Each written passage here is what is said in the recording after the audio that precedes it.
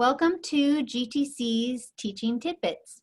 Each episode, we explore a teaching technique, tip, practice, or idea from faculty for faculty.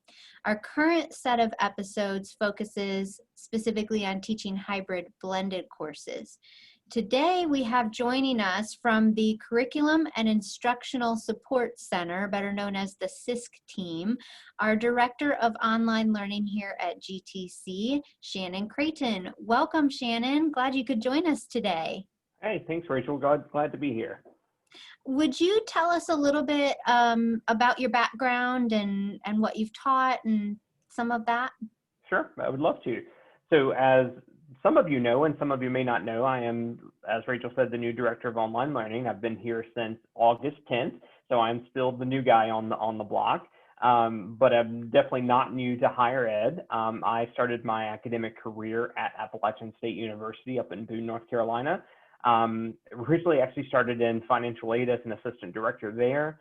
And then I worked my way through grad school and my doctorate degree, and I started teaching in the School of Business, mainly teaching international business marketing and the senior capstone project there. I was also the head of the School of Business assessment team. So I did that for about 6 or 7 years, and then I moved to Spartanburg, South Carolina, and I took over as the MBA program director at Limestone College, a fully online program there. Did that for a couple years. Tried my hand in the fully online for-profit world. Did that for about a year.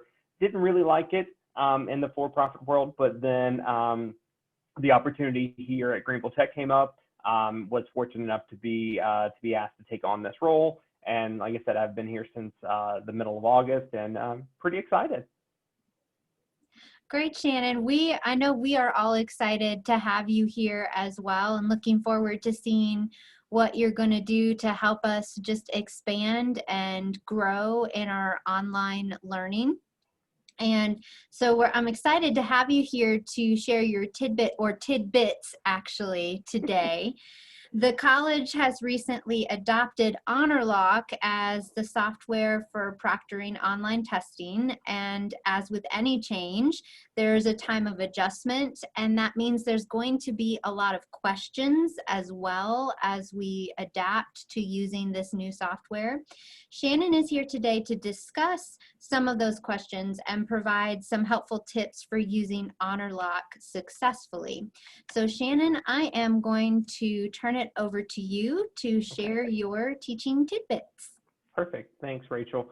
Yeah, so as Rachel was saying, that we have adopted Eight-Honorlock as our remote proctoring system.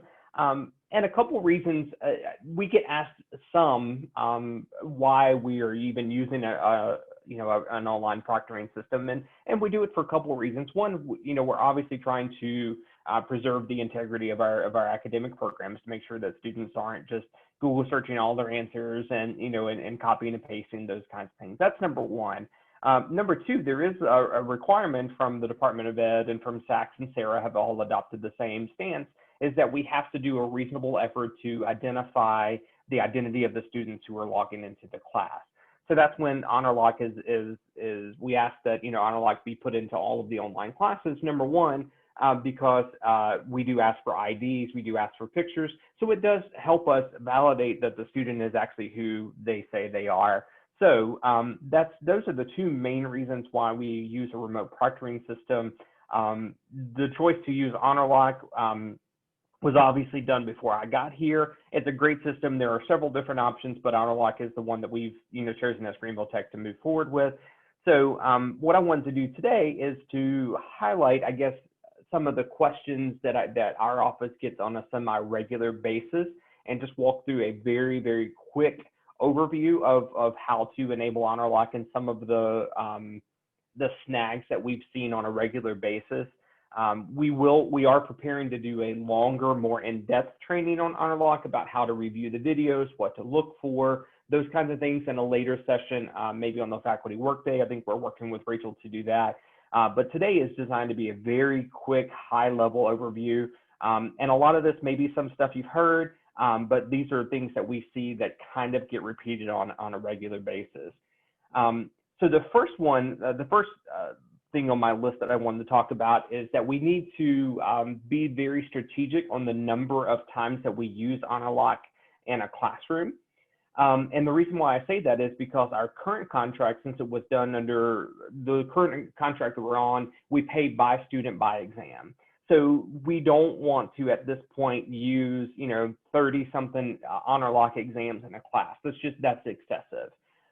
So we are asking that you reserve the use of Honor-Lock for your high-stakes exams, like a midterm, a final, something like that. Now, I do realize there are some programs like nursing that your accreditation requires that all of your exams be remotely proctored, and that's fine. We're not talking about those. But we're also don't want to use Honor-Lock if you have a student uploading a paper. There's no need to turn on Honor-Lock for that. Or if you're doing a syllabus quiz, or if you're doing, just a quick, low stakes quiz on the chapter, we ask that you not turn on Honor-Lock for that until we're able to renegotiate a contract and we can use it full blast. But even then, you want to make sure that, students aren't being overwhelmed with, taking a picture of their IDs and doing room scans and all that stuff. So just be conscious of that. Again, there's not a set standard. We're not going to be the Honor-Lock police that come and say, hey, you've got 15 of them in here. But just as a school and as a resource, and to be good stewards of our resources, we do ask that you use your best judgment when you're turning Honor-Lock on for your classes. So everybody knows when you go into Honor-Lock, and I'm using this as my COL 111 class that I just got finished teaching, and to enable Honor-Lock for an exam, obviously you go here and you click enable, and it will bring up a list of settings that you can turn on, you can change, you can do any of those kinds of things. It comes with a standard set of settings that are already there. And you can look at if you want to turn on a room scan. This makes sure that the student has to take their webcam and basically scan the room and their desk. Make sure they don't have any books open or anybody else in the room with them. That's not turned on by default, but you are more than welcome to turn that on. If you do turn that on, make sure that you explain that to the students, because we've had some questions from the students feeling uneasy about that. So if you do turn that setting on, I would suggest that you communicate that to the students and tell them exactly what you're looking for in the room scan. If you want to make sure that they look at their desk, look at their surroundings, those kinds of things. You can turn on browser guard, which means that you can limit the websites that they go to during the exam. You also can turn on a whitelist. So if there are certain websites you want them to use and not others, you can turn that on as well. Another big thing that I want to show you here is this simulated, not proctored exam. This setting will simulate the way Honor-Lock will work. The students will click on the exam. They will have to scan their ID. They will have to take their picture and things like that. But what doesn't happen is that this doesn't record the session. Good thing about this is you can use this as a practice. So if there's a low stakes, like a syllabus quiz or something like that, you can turn the simulated, not proctored on, so the students have to walk through all the steps to get into the exam. This makes sure that they've got the correct browser extension, that it works, that they're able to get in. It's kind of a good practice before you get into the real exam. So we do suggest that you turn this on for one of the lower stakes ones, just so students can try it out to make sure that before they get into the midterm and the final, that they've got their computer configured correctly. The good thing about this is the school is not charged for this, so you can feel free to use the simulated exam, not proctored, on whenever you want to. So that's a good practice from our office, is to make sure there's at least one simulated or practice exam in your class before you get to the big high stakes exams. The other thing that I wanted to point out is if you come down to the accommodations here.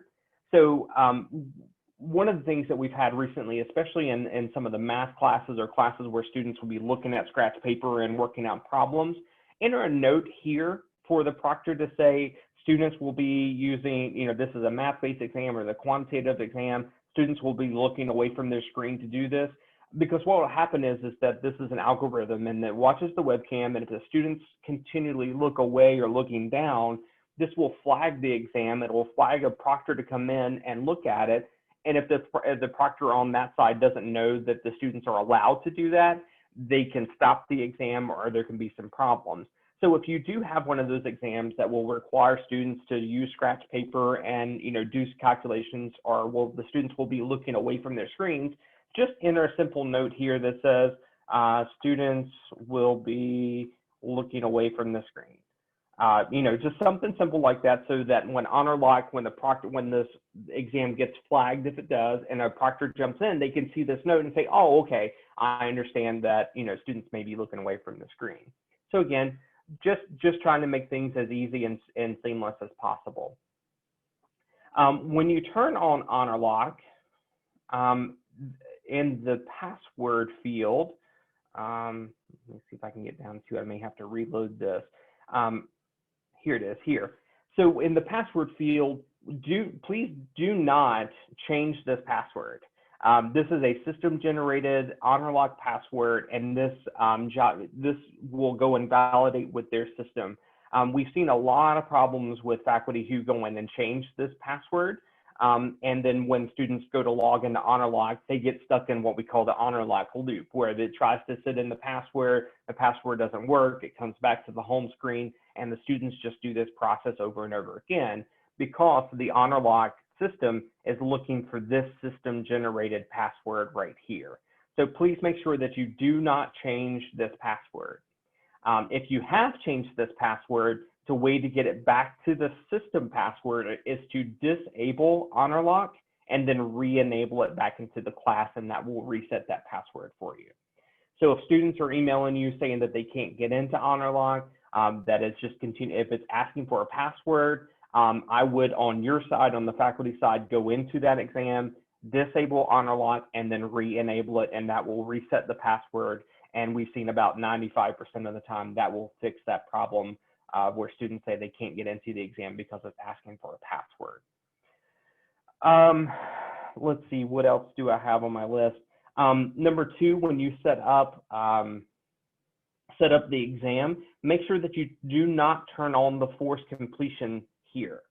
What happens is, if a student is in the class or in the test and their internet drops, or whatever happens, and they try to go back into the exam, they're not going to be able to, because this is going to say that you have to do it all in one sitting, and once you start the exam, you have to finish the exam.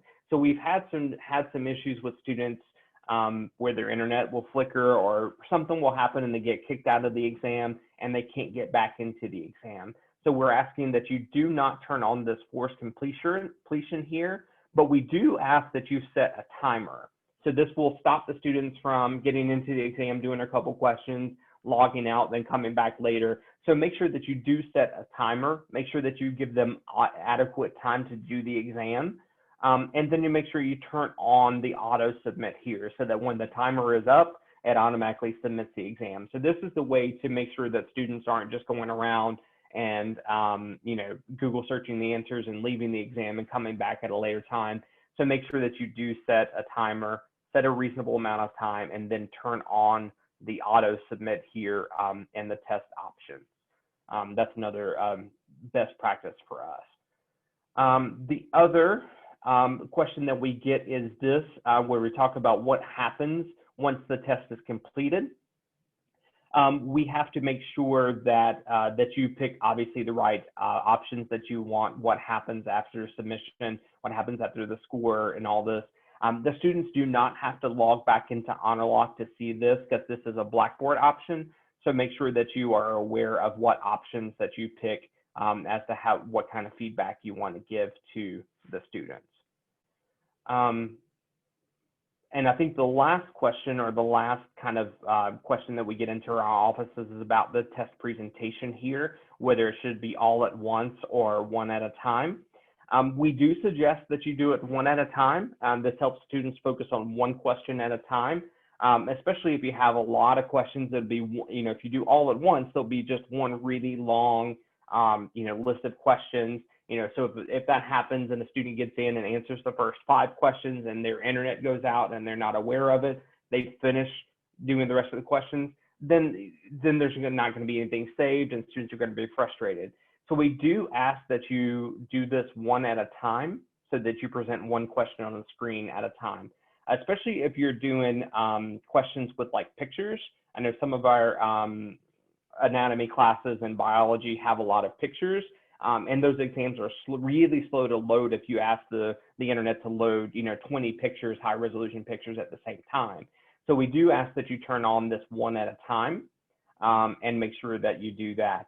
There is one glitch that HonorLock is working on, and I want to make sure that you're aware of this. If you do one at a time, Blackboard does give you the option to jump around questions, and there'll be a little tracker at the top.